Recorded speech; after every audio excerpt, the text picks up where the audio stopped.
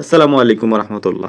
আজ থেকে প্রায় 1000 বছর আগে মিশরের বিখ্যাত একজন আল্লাহওয়ালা শায়েখ আবু আব্দুল্লাহ জাজুলি রহমাতুল্লাহি আলাই একদিন সফরে বের হয়েছে। পথিমধ্যে নামাজে রক্ত হয়ে গেল।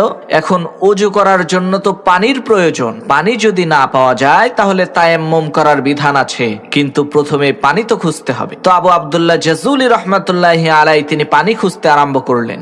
খুঁজতে খুঁজতে তিনি একটা কূপ পেলেন। সেই কূপের মধ্যে চেয়ে দেখলেন কূপের নিচে টলটলা পরিষ্কার পানি আছে, কিন্তু দুঃখের বিষয় সেই কূপের আশেপাশে কোনো বালতি নেই। তখন আবু আব্দুল্লাহ জাজুলি দেখতে পান ওই কুয়া থেকে একটু দূরেই একটা ঘর রয়েছে, আর সেই ঘরের ছাদের উপরে ছোট একটা বাচ্চা মেয়ে খেলা করছে। তখন তিনি ওই বাচ্চা মেয়েকে ডেকে বললেন, মাগো, নামাজে রক্ত হয়ে গেছে, আমি একটু ওযু করে নামাজ পড়বো।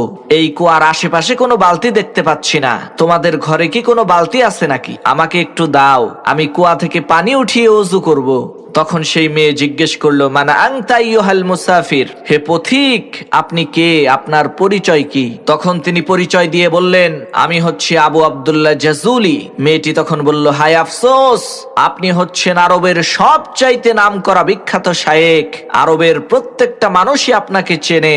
আপনি এত প্রসিদ্ধ নামকরা একজন আলেম হয়েও কূপ থেকে পানি উঠানোর জন্য বালতি তালাশ করছেন, এটা তো খুবই আশ্চর্য বিষয়। মেয়েটির এই কথা শুনে আবু আব্দুল্লাহ জাজুলি খুবই অবাক হয়ে মেয়েটিকে বললেন, মা, বালতি ছাড়া কূপ থেকে পানি উঠাবো কি করে, তুমি বলো তো দেখি।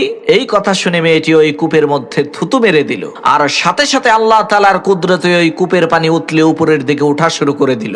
মেয়েটির এই কেরামতি দেখে আবু আব্দুল্লাহ জাজুলি তাকে প্রশ্ন করলো, মাগো, তুমি কি এমন কাজ করেছো, কি এমন আমল তোমার আছে যার কারণে এত বড় কেরামতি তুমি দেখাইতে পারলা? তখন সেই মেয়েটি বলল, হুজুর, আমি মাঠে বকরি চড়াই, আর আমার বকরিগুলো যতক্ষণ পর্যন্ত মাঠে ঘাস খেতে থাকে ততক্ষণ পর্যন্ত আমি আল্লাহর শ্রেষ্ঠ পয়গম্বর বিশ্বনবী মুহাম্মদুর রাসূলুল্লাহ সাল্লাল্লাহু আলাইহি ওয়াসাল্লামের উপরে দরুদ পড়তে থাকি।